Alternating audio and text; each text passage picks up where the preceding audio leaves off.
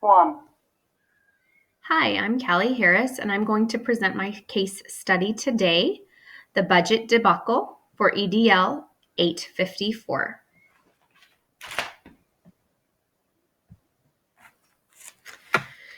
So, to establish the facts, there has been a fundraising incident at Briardale Elementary School. Briardale Elementary is an elementary school with about 600 students. During the course of this school year, Mr. Barely, a parent volunteer new to the community, was chosen to lead the foundation for supplemental curriculum. He set a goal for himself to raise the most money ever for not only the supplemental curriculum for the arts and foreign languages, but also to add innovative programs in addition to existing programs. Mr. Bailey proposed an idea for a raffle in exchange for cash. It was supported by the foundation. The night of the raffle, the sheriff arrived and Mr. Bailey was booked and released. He was convicted of a misdemeanor and put on probation. This debacle made the front page of the local paper and left a mark on the Briardale Foundation. The question of harm. There was no physical harm done, but there was harm to the reputation of Briardale and its foundation. A game of chance, like bingo, auctions, and raffles, can be subject to state and local restrictions according to the text School Money Matters. There also must be procedures in place to satisfy the IRS.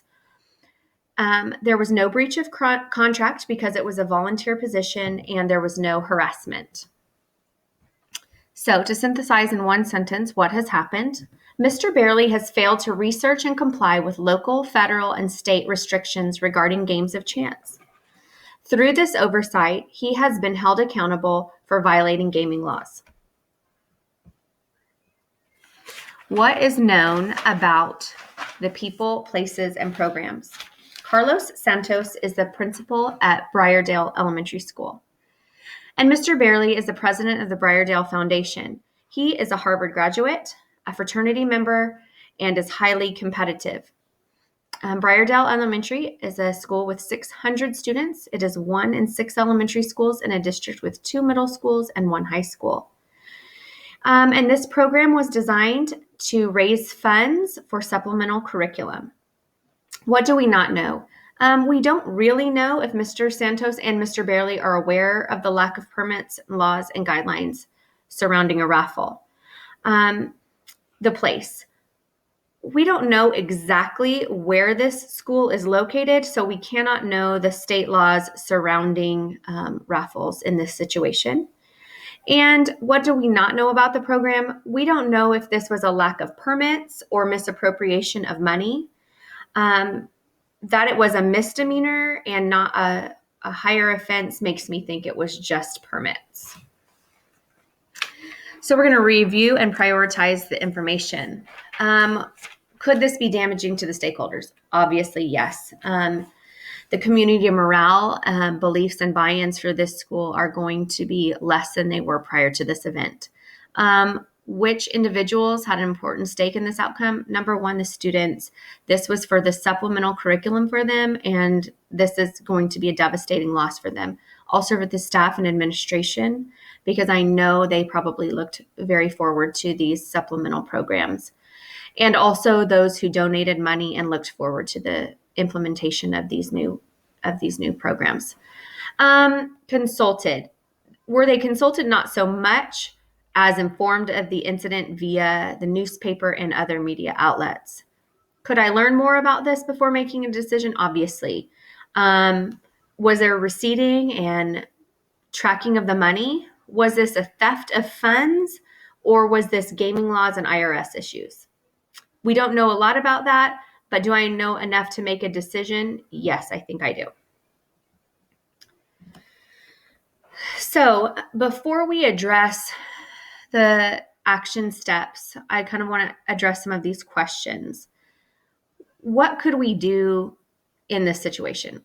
Obviously, if I were the principal, I could co-chair with a principal and a parent, or we could ask an assistant principal to do that as well, or put a district faculty member in place.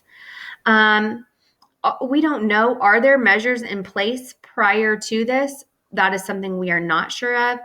There likely needs to be some sort of district training for parents regarding the money. And is this ultimately the responsibility of the school administrator?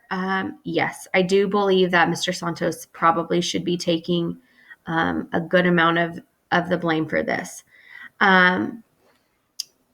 But what we don't know is if Mr. Santos was aware that there was going to be a raffle before all the paperwork was sent out.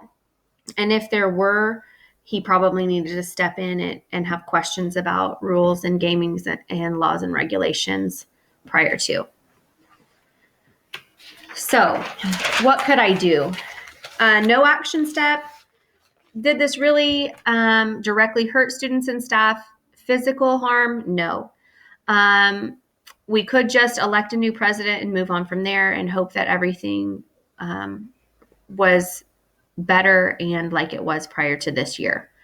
A most comprehensive action would be to eliminate the parent foundation and all the supplemental programs and only use district trained staff members to be on this committee, and several other action steps.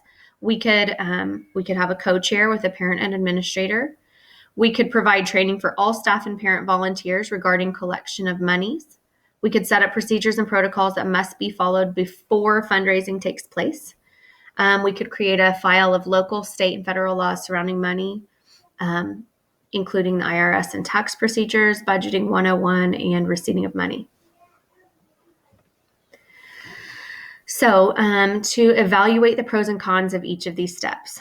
The first one, this no harm, no foul, it didn't really hurt anybody except the person who got taken to jail. But it could happen again, and it did damage the reputation of this school building.